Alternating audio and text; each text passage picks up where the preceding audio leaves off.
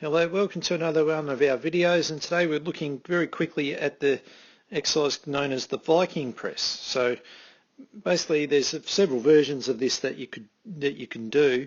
The simple one that most people use is this one where they're just using it as an upper body focus and just sort of keeping themselves in a sort of a half squat stance, not even a half squat, but a sort of partial squat stance with overhead pressing. All right, so a very regressed version of it. Then the next one is where Nathan's going to show us now, is where it might drop into a bit of a squat. So come back into a squat and then adding that, so it's a little bit more integrated. It's sort of missing one piece, which I'll explain in a second, but this is the one that I see a lot of people might use. It's not necessarily wrong, they're just sort of missing out on one important part that really makes it flow a lot better and much more how it should be done to make it efficient. And this is where we add the last part there that you saw, where we go into what's called triple extension. So it's called triple extension because there's three joints that are going to extend. First one being the ankle, the second one being knees, and then the hips, and probably a fourth one would be like the shoulders going overhead. All right, but when we go into triple extension, that's what we use for jumping. So the timing's much more efficient and precise, and because this exercise is more suited to a power type of movement than just slow strength, as you may say use with just a heavy barbell squat. You really want to encourage a faster timing so that the momentum you gain from the legs transfers into the arms.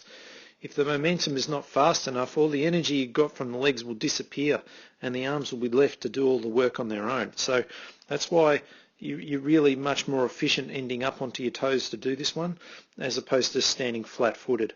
Now there's also, with this type of attachment that we have on the bar here, there's also other grips that we could use. So you see Nathan's going from a neutral grip here to now a pronated grip.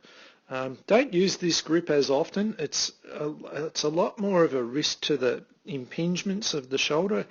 The neutral grip is always our preferred one, but if someone's got no problem when we're looking to get a bit of difference from it, then we may choose to do the pronated grip.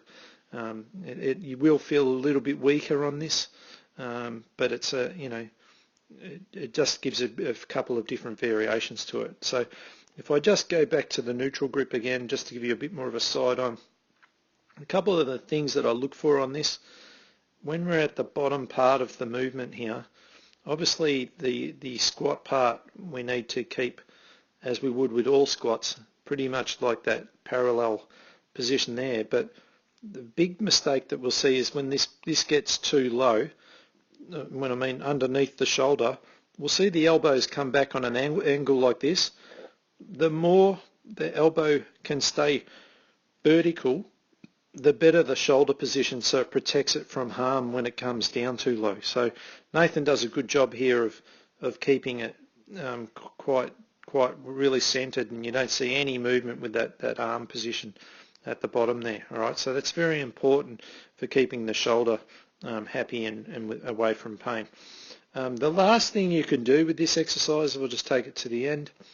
There's also a rowing action you can do. It's a little bit, I'm not really a big fan of it, to be honest. I think there's better ways of doing the bent over row, but it does have this potential for you to add the bent over row standing from behind it.